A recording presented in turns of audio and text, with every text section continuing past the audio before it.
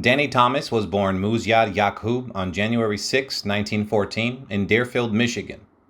His parents named him Muzyad Yaqoob, and he was baptized at St. Alphonsus Church in Deerfield. However, his mother mistakenly believed that his name had been changed to Alphonsus and used it on some legal documents. Eventually, Muzyad's father decided to change their family's last name to Jacobs, and Muzyad became Amos Jacobs. Despite adopting a new name for his show business career, some of his closest friends, like Frank Sinatra, still called him Jake. Amos was the first-generation son of Lebanese immigrants and grew up in a close-knit family. He learned a lot about his family's culture through their stories, which he later used in his famous television sitcom. Amos's father, Charles Jacobs, supported his 9 children by selling scrap metal and peddling dry goods. Eventually, he earned enough money to buy a horse farm in Michigan. However, he lost it all in a poker game and was forced to move the family to Toledo, Ohio. There, Charles worked in a factory for the rest of his days, but he was a natural storyteller and would regale his children with tales of life in Lebanon and his experiences as a peddler, which greatly influenced Amos.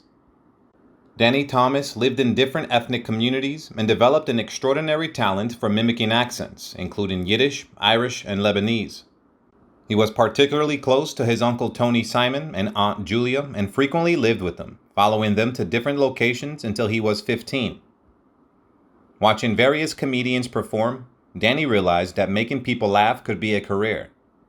His favorite performer was Abe Reynolds, a dialect comic who wove Russian and Jewish accents into his monologues, similar to Catskills comedian Myron Cohen. At just 12 years old, Danny and his brother formed their high school act called Ray and Amos Jacobs, Songs, Dances, and Snappy Patter, but it didn't last long. Danny dropped out of high school at 15 and began selling candy at a burlesque theater in Rochester, New York. He eventually returned to Toledo and worked as an assistant to a punch press operator at the local Autolite factory. When he was 17, he moved in with his uncle David Azar in Detroit during the Great Depression. During that time, Danny made his radio debut on WNBC's The Happy Hour Club, where he met Rose Marie Mantell, who would later become his wife.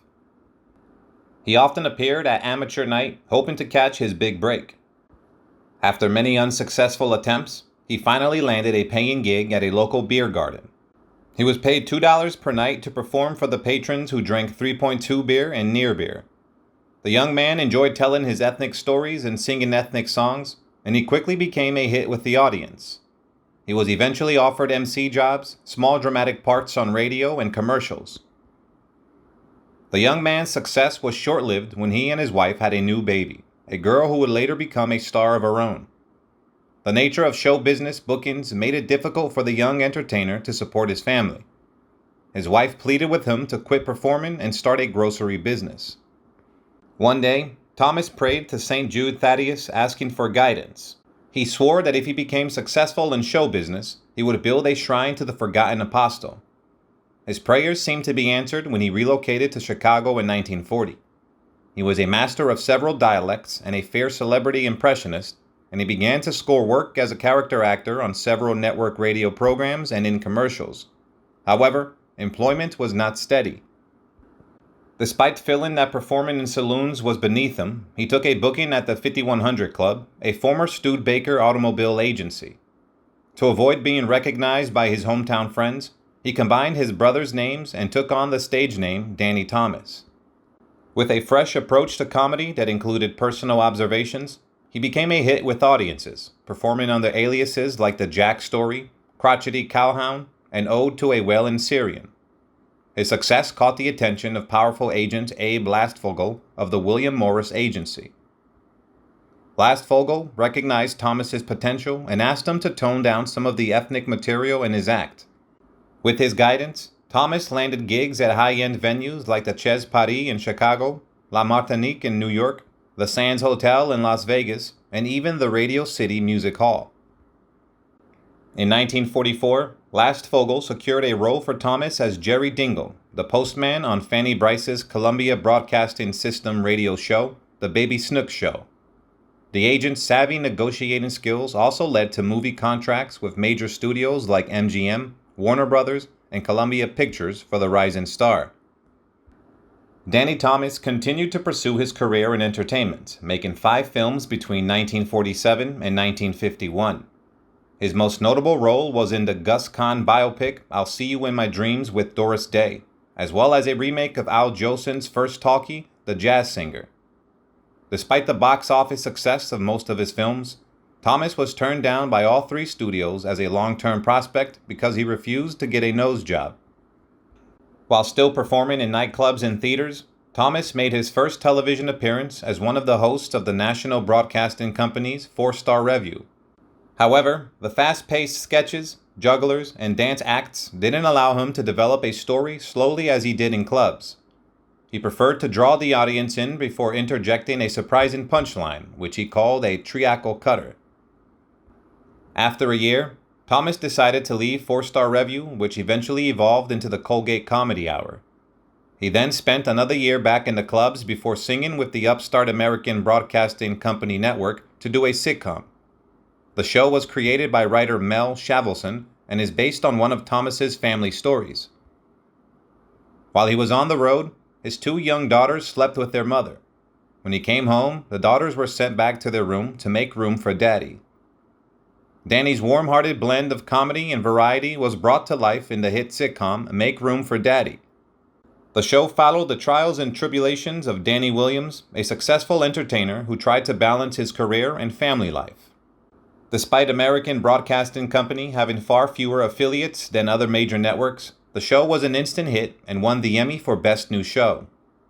Jean Hagen, who had earned an Oscar nomination for her role in Singing in the Rain, played Danny's wife, Margaret, for the first 3 years. Sherry Jackson portrayed their daughter Terry, and Rusty Hamer played their son Rusty. However, Danny did not get along too well with Hagen, feeling that she looked down on him. Hagen left the show after the 1955-1956 season to take on more serious roles. The next season's storyline began with reactions to the death of Margaret Williams, making Hagen's character the first continuing character in network television history to be killed off.